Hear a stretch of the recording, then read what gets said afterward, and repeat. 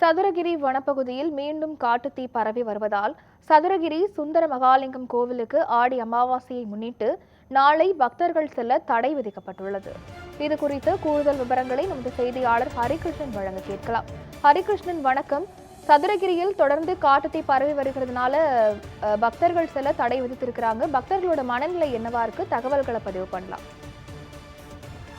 மதுரை மற்றும் விருதுநகர் மாவட்ட எல்லைப் பகுதியில் இந்த சதுரகிரி சுந்தர மகாலிங்கம் கோவில் அமைந்திருக்கிறது. இது ஒரு சதுரகிரி வனப்பகுதியில் மலை உச்சியில் இந்த கோவிலானது இருக்கிறது. மலையடிவாரத்தில் இருந்து 10 கிலோமீட்டர் தொலைவில் வனப்பகுதிக்குள் மலைகளின் நடுவே இந்த பயணத்தை மேற்கொள்ள வேண்டும். ஆடி அமாவாசை, பௌர்ணமி மற்றும் பிரதோஷம் ஆகிய நாட்களில் மட்டும் இந்த வனப்பகுதிக்குள் சென்று சுந்தர மகாலிங்கத்தை வழிபட அனுமதி அளிக்கப்படுகிறது. முற்றிலுமாக வனத்துறை கட்டுப்பாட்டில் இருப்பதனால் இந்த நடவடிக்கை மேற்கொள்ளப்பட்டு வருகிறது. குறிப்பாக மாதத்திற்கு 8 நாட்கள் மட்டுமே அனுமதி அளிக்கப்படுகிறது. இந்த வகையில் வருடத்திற்கு ஒருமுறை வரக்கூடிய ஆடி அமாவாசை சிறப்பை முன்னிட்டு 10 முதல் 13 வரை 4 நாட்கள் அந்த சதுரகிரி வனப்பகுதிக்கு வழியாக சென்ற சுந்தர மகாலிங்கத்தை வழிபட நடவடிக்கை எடுக்கப்பட்டது. விருதுநகர் மற்றும் மதுரை மாவட்ட ஆட்சியர்கள் மற்றும் மாவட்ட காவல் கண்காணிப்பாளர்கள் மற்றும் இந்து சமய அறநிலையத்துறை அதிகாரிகள் நடவடிக்கை எடுத்திருந்தார்கள். இந்த நிலையிலே 10ஆம் தேதி முதல் பக்தர்கள் அனுமதி அளிக்கப்பட்டிருந்த நிலையில நேற்று காட்டுத்தீயானது பல்வேறு இடங்களிலே பரவி இருக்கிறது. அதனால் நேற்று பக்தர்கள் அனுமதி பிற்பகலுக்கு மேல் அனுமதி அளிக்கப்படவில்லை. அதே போன்று இன்றும் அனுமதி அளிக்கப்படவில்லை. ஆனால் நாளை காட்டுத்தீ அணைக்கப்பட்டதனால் நாளை பக்தர்கள் ஆடி அமாவாசையை முன்னிட்டு செல்லலாம் என மதுரை மாவட்ட ஆட்சியரால் அறிவிக்கப்பட்டிருந்த நிலையே இரவு 7 மணி முதல் காட்டுத்தீயானது மளமளவென பரவி இருக்கிறது.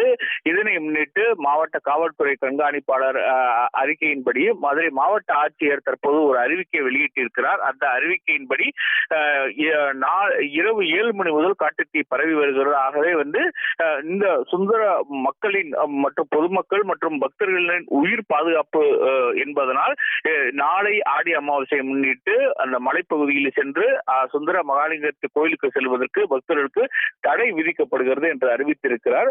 மறு உத்தரவு வரக்கும் அங்கு செல்வதற்கு தடை விதிக்கப்படுவதாக தெரிவிக்கப்பட்டிருக்கிறது. மேலும் ஏற்கனவே சென்ற பக்தர்கள் அனைவரும் நேற்றே அவர்கள் திரும்பிவிட்டார்கள். அங்கு தங்குவதற்கு அனுமதி இல்லை.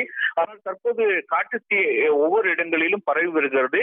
இரவு நேரத்தில் அதிகரித்து வருவதனால் இந்த நடவடிக்கை மேற்கொள்ளப்பட்டு வருகிறது. ஆகவே நாளையும் நாளைய மறுதினமும் ஆகிய 4 நாட்கள் அனுமதிக்கப்பட்ட நிலையில் 10ஆம் தேதி மட்டும் சாமி தரிசனம் செய்ய இருக்கிறார்கள்.